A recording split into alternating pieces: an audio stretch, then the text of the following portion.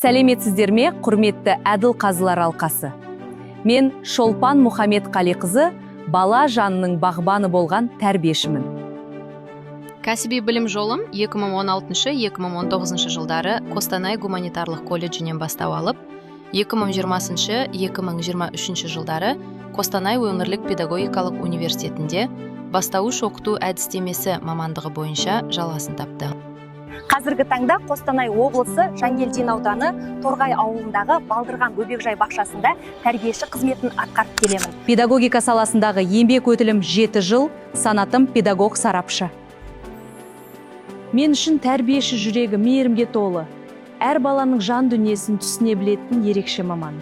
Осы түсінікті негізге ала отырып, менің педагогикалық ұстанымым. Әр бала бір әлем, ал тәрбиеші сол әлемнің шырақшысы. Педагогикалық кредом. Махаббатпен берілген тәрбие тұлға қалыптастырудың негізі.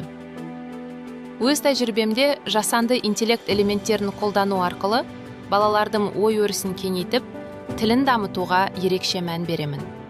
Сабақ барысында мен келесі 5 тиімді әдіс тәсілді қолданамын.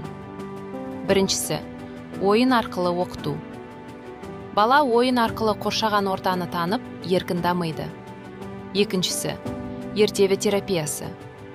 Ертегілер арқылы бала қиялын дамытып, жақсы мен жаманды ажыратуды үйренеді. Үшіншісі, сенсорлық дамыту әдістері. Баланың ұсақ моторикасын дамытып, танымдық қабілетін арттырамын. Төртіншісі, шығармашылық тапсырмалар. Сурет салу, мүсіндеу арқылы балалардың ішкі әлеуетін ашамын. Бесіншісі, цифрлық және ЖИ элементтерін қолдану.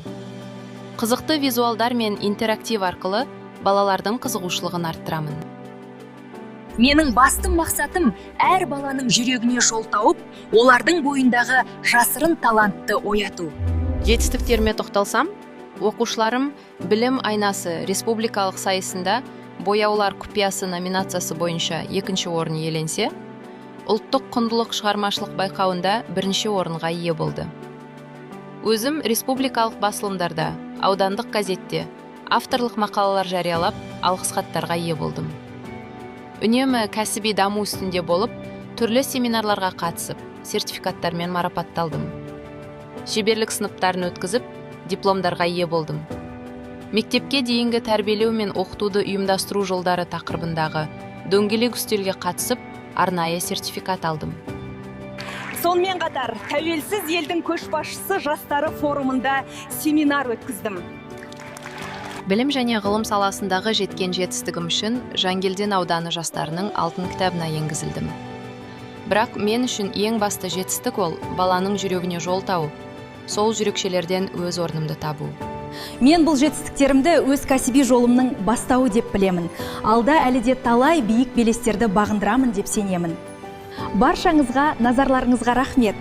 Сөз соңында білім мен тәрбие жолындағы еңбегіміз жемісті болсын дегім келеді.